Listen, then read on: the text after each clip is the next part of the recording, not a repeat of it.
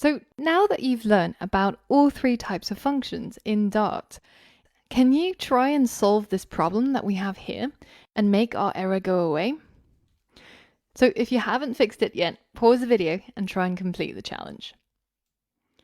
All right, so at the moment we've got the error that says the expression here is a type of void and therefore cannot be used. And the reason is because this function build key doesn't return anything. It outputs void, which means it outputs nothing.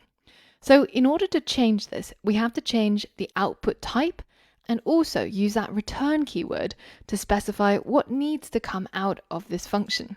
So first let's change the void to the return type. And what is going to come out of this function? Well, essentially we want to have a whole bunch of expanded widgets in each of these places where we're calling build key.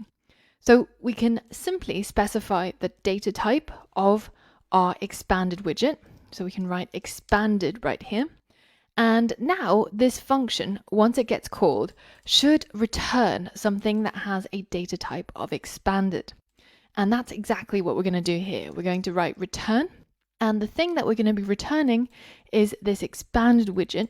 So now each time we call build key, it will go and find where this function was created, and it will look inside the curly braces of this function to see what it needs to do.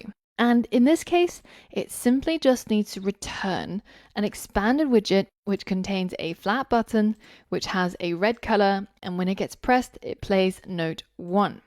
So let's save this and run this in our simulator. And you can see we have a whole bunch of red buttons, and very faintly you can see where they separate from each other. So this works, but this doesn't look great, right? And we've also lost all that functionality that we added previously. But we've got our function now, so we can start providing an input in between these parentheses to tell our function to build a different expanded widget each time. So for the first one, we might want to build one that has a color of red and it plays sound 1. But for the second one, we probably want it to have a different color and play a different sound. So we have our build key, and in between the parentheses, we can specify the input, which has a color property. So we could write colors.red, and it also has a sound number property. And this one is going to take an integer. So in this case, it's going to be the sound number 1 that's going to be played. So now the challenge is, can you change the code so that we're still using this build key function to build each of our xylophone keys, and update the rest of this code so that we get different colors and different sounds for each of the keys that we're building? Pause the video and try to complete this challenge. All right, so first things first, let's try and make this code work first. Now, in order to do this, our build key function needs to be able to accept some arguments or some inputs. And here it says, well, this thing called color and this thing called sound number isn't defined. So let's go ahead and define it right here.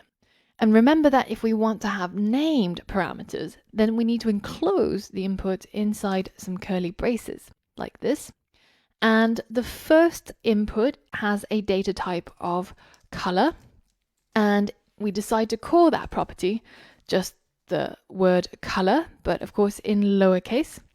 And then the second property was called sound number, and it has a data type of integer. So now this line no longer gives us an error here because it's now valid code. We're providing a color and we're providing a sound number. But we now need to use what we get through the input inside this build key function. So instead of using color.red, we're going to use the color that we get from our input. And instead of playing the sound that's sound 1, then we're going to play the sound that is the sound number, whatever it may be, that's passed in as the input. For this key, the color input is red, so that will go in here. And the sound number is 1, so that will go in here. And we're going to update all of these other build keys so that we get a different number and a different sound. I'm just going to copy that and paste it a few times. And let's just make sure that we've got 1, 2, 3, 4, 5, 6, 7. And now I'm going to change all the colors. All right, so now if we hit save, we should see all our buttons change to the corresponding color that we're using to build each key.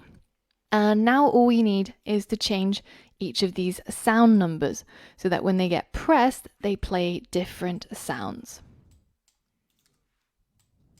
All right, so now we've dramatically reduced the amount of code that's required to build our xylophone app by building an expanded widget each time we need one. And because we have these inputs, we're able to customize them for each key so that they each have a different color and they each play a different sound. And this is all thanks to the abilities of functions. In the next lesson, I want to talk about one last thing that's related to functions, and it's this syntax right up here. Now, previously, we kind of glossed over this until we started covering functions, but in the next lesson, I'm going to talk about this in more depth. So for all of that and more, I'll see you on the next lesson.